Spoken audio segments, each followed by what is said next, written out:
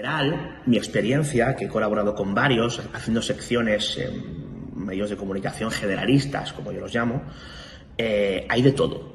Los hay que son muy respetuosos y los hay que no lo son. Mi experiencia, cuando a mí me han propuesto una sección en uno de estos medios, yo he hablado muy claramente con los responsables, cuando eran programas con un tono desenfadado, por ejemplo, y les he pedido que yo entendía el tono desenfadado, yo entraba el trapo en ese tono desenfadado, yo soy un cachondo mental, no tengo ningún problema, pero estos temas yo me los tomo en serio.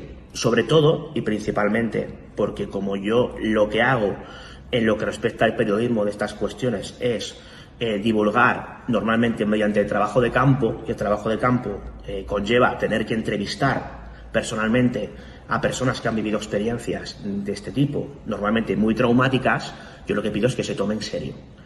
Obviamente, a los medios de comunicación especializados en misterio, claro, es muy raro que no se tomen en serio los temas de los que de alguna forma se llena el contenido de su programa.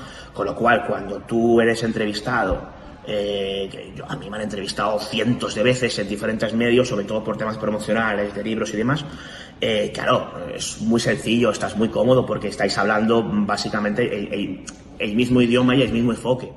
Una cosa es la investigación de estos temas y otra la divulgación de los mismos. Son cosas completamente distintas. En lo que respecta a la investigación periodística, bueno, pues es aplicar lo que aprendéis en la facultad, lo que aprendimos en la facultad de investigación periodística a un tema como el misterio. Yo he investigado temas tan complejos como las caras de Belmez, como la presunta medium Anne Germain, y todos ellos se ha hecho desde el punto de vista de la investigación periodística. No solamente entrevistando a las fuentes directas, sino contrastando las informaciones con archivo cuando los hay. Caso Vallecas, que es muy conocido, os sonará, que es el que inspiró la famosa película Verónica de Paco Plaza. También hicimos una investigación bastante currada, en la que no solamente nos valía con hablar con algunas de las personas implicadas o que habían vivido los fenómenos aparentemente paranormales, sino que nos lo curramos para conseguir el expediente completo de la familia, concretamente también el informe de autopsia de la chica que falleció, y ya contrastamos no con uno ni con dos, sino con 5 forenses. Uno de ellos, el forense, conseguimos localizar el forense que había hecho la autopsia. Quiero decir, se puede hacer periodismo muy sesudo y muy concienzudo a nivel de investigación con estos temas. Y en lo que respecta a la divulgación, sí ha habido una evolución. La divulgación que se hacía de estos temas en los años 70 era bastante seria y rigurosa. Periodísticamente hablando, digamos que se hacía investigación, reporterismo o divulgación de estas cuestiones siguiendo las técnicas periodísticas. En los años 80 se mantuvo esa seriedad y en los 90 se fastidia. ¿Por qué? Porque aparece el auge de las televisiones privadas y llega un momento en el que programas de entretenimiento que lo que buscaban era la audiencia fácil, lo que se buscaba era el escarnio, la burla fácil. Y eso lo que hizo fue un efecto bastante nocivo para los encuestadores o investigadores de campo. En los 90 pegó un bajón, como os digo, y con el inicio del siglo XXI la cosa se soluciona o se arregla, y hay que reconocerlo por mérito de programas como Milenio 3 o Cuarto Milenio. Y la curva básicamente es que la cosa fue positiva, pegó un bajón en los 90 y volvió a remontar en el siglo XXI. El que aúna factor tiempo, impacto, amenazas y consecuencias fue quizá el caso Vallecas.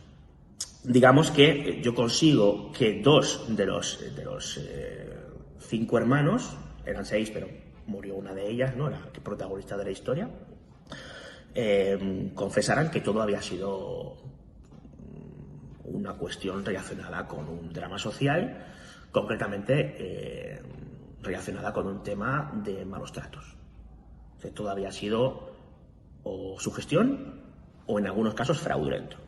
Tuvo mucho impacto y a mí me cayeron ciertos halagos, pero muchas hostias. Entonces, bueno, pues fue complicado, ¿no? Finalmente hicimos, el resultado fueron 2 programas de radio, 2 podcasts, cada uno de prácticamente 6 horas de duración, en las que hicimos un análisis pormenorizado de todo lo que podía analizarse de esa historia, ¿no? Y finalmente llegamos a la conclusión de que efectivamente prácticamente todo lo que había sucedido en aquella casa tenía una explicación razonable, ¿no? Pese a lo que se había dicho durante los últimos años. Podría decir por muchos más motivos, por no alargarme mucho, porque insisto, dio para 12 horas de programa, pero básicamente por todas las circunstancias, tanto personales como periodísticas. Yo aprendí mucho con aquella historia. Y es una historia de la que me siento, de cuya investigación me siento muy orgulloso, ¿no? Periodísticamente hablando. Yo creo que el periodismo es una herramienta por la cual podremos acercarnos a la verdad, pero probablemente no podamos desentrañarla del todo, porque ahí entran muchos elementos. Una cosa es analizar un fenómeno paranormal, que eso no lo tiene que analizar el periodista, sino la persona que tenga conocimientos de tipo científico, para poder evaluar si ese fenómeno se ha podido o no producir. Y conseguir la verdad pura y dura es muy difícil, porque cada persona tiene su verdad. Siempre hay que intentar, cuando se analiza un fenómeno de estas características, yo cuando he hecho radio, he hecho mucha radio, lo he intentado, es poner en la balanza todas las opciones.